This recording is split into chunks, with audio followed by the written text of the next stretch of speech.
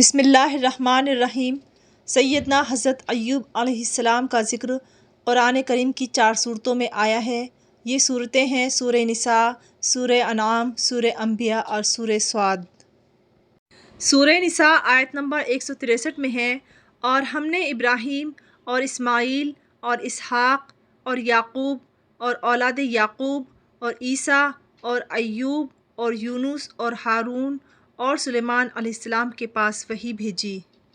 قرآن پاک میں 2 مقامات پر حضرت ایوب علیہ السلام کو پہنچنے والی تکلیف کا ذکر ہے، لیکن یہ نہیں بتایا گیا ہے کہ کیا تکلیف پہنچی۔ سورہ انبیاء آیت نمبر 83 میں ہے، اور ایوب علیہ السلام کا ذکر کیجئے جبکہ انہوں نے اپنے رب کو پکارا کہ مجھے یہ تکلیف پہنچ رہی ہے اور آپ سب مہربانوں سے زیادہ مہربان ہیں۔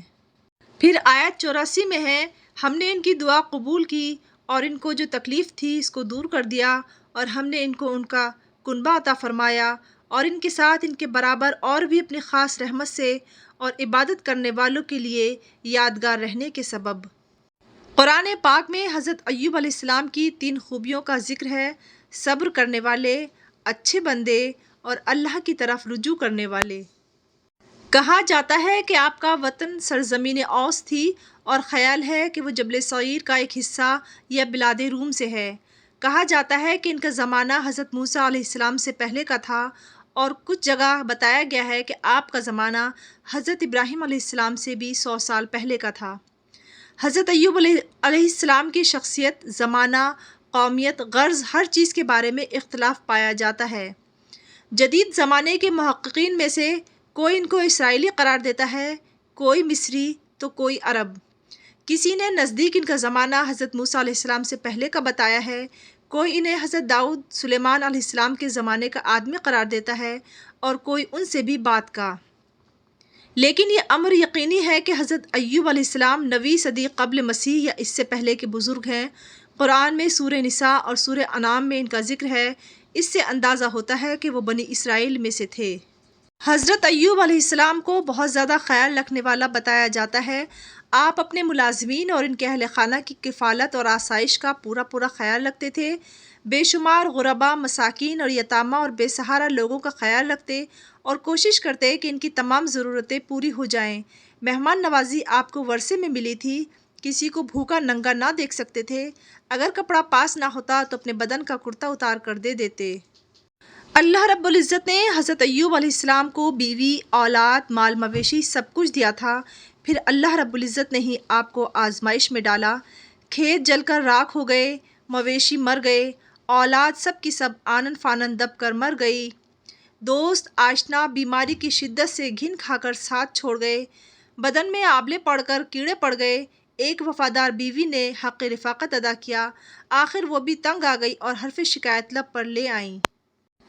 شیطان نے حضرت ایوب علیہ السلام کے ساتھ پہلی چال یوں چلی کہ بڑے شیطان نے اپنی ذریت میں سے ایک کو حکم دیا کہ ایوب علیہ السلام کے تمام اونٹ جلا کر خاک کر دے۔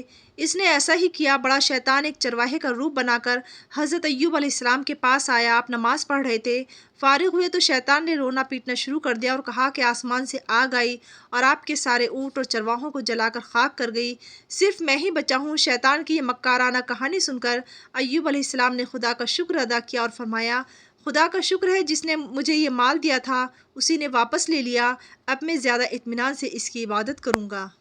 حضرت ایوب علیہ السلام کا نام و نسب یہ ہے کہ آپ کی بیوی حضرت یوسف علیہ السلام کی بیٹی یا پوتی تھیں۔ ان کا نام بعض مفسرین نے رحمت بتایا ہے، جبکہ اکثر نے کہا ہے کہ رحمت نام نہیں تھا، ان کا نام لیہ بنت منشا بن یعقوب علیہ السلام ہے، اور کسی نے ان کا نام رحمت بن افرائیم بتایا ہے۔ حضرت ایوب علیہ السلام کی بیوی انتہائی نیک اور صابر خاتون تھی۔ اللہ تعالیٰ نے انہیں لکڑی سے مارنے کے لیے حضرت ایوب علیہ السلام کو یوں تدبیر دی۔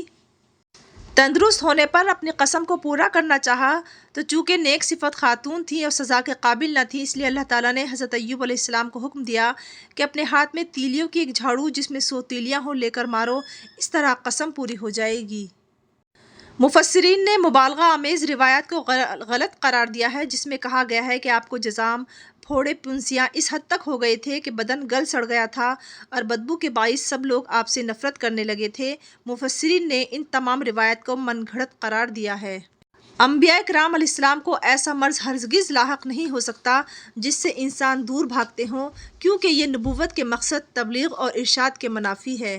حضرت ایوب علیہ السلام کی دینی دعوت پر آپ پر محض آپ کی بیوی اور اس کے علاوہ 2 یا 3 افراد ایمان لے کر آئے تھے۔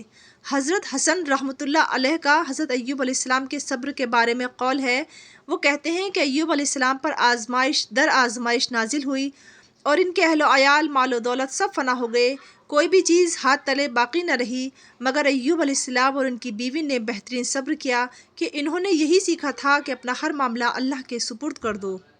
مفسرین احمد مصطفیٰ المراغی اپنی تفسیر میں لکھتے ہیں کہ جو کچھ ایوب علیہ السلام کی بیماری کے سلسلے میں کہا جاتا ہے، یہ سب اسرائیلی روایات ہیں جس میں کوئی سچائی نہیں ہے اور نہ ہی کوئی اس کی صحیح مستند روایت ملتی ہے۔ اور مورخ رشید رضا لکھتے ہیں کہ ایوب علیہ السلام کا مرض بظاہر ایسا مرض تھا جس میں درد، اذیت، تکلیف تو اپنی انتہا کو پہنچتی ہے، مگر جلد یا جسم پر اس کا کوئی اثر نظر نہیں آتا ہے۔ تاریخ میں حضرت ایوب علیہ السلام کے 2 بیٹوں کا ذکر آتا ہے۔ اپنے ایک لڑکے حمل کو اپنے بعد آپ نے وصیت فرمائی کہ ان کے تمام معاملات وہ دیکھے۔ دوسرے بیٹے آپ کے بشر بن ایوب علیہ السلام تھے۔ ان کے بارے میں اکثر کا خیال یہی ہے کہ یہ ذوالکفل ہیں اور لوگوں کا یہ بھی خیال ہے کہ یہ بھی پیغمبر تھے۔ حضرت ایوب علیہ السلام نے 140 سال کی عمر میں وفات پائی۔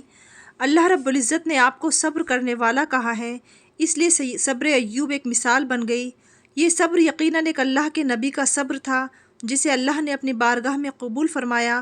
ہم بہت گناہگار انسان ہیں، پھر بھی ہمیں دعا کرنی چاہیے کہ اللہ کی طرف سے دی جانے والی سختیوں پر ہم بھی صبر ایوب کر سکیں، اور جیسے ایوب علیہ السلام کو صبر کے صلے میں دنیا اور دین کی ساری نعمتیں دوبارہ حاصل ہوئیں، انشاءاللہ ہمیں بھی حاصل ہوں گی۔ اللہ ہم سب کو شیطان کے شر سے اور مایوسی سے بچائے، آمین۔ اس کے ساتھ ہی اپنے میزبان کو اجازت دیجیے۔ اللہ حافظ۔